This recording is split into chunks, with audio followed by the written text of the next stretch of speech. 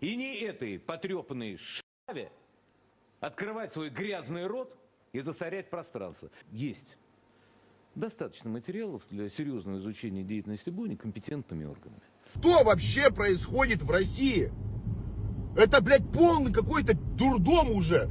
Это даже хуже, чем СССР. Нас ограничивают вообще от всего. Телеграм запретили, Инстаграм запретили, Ватсап запретили. Мы не можем общаться с друг другом, мы не можем общаться с людьми, которые за границей живут.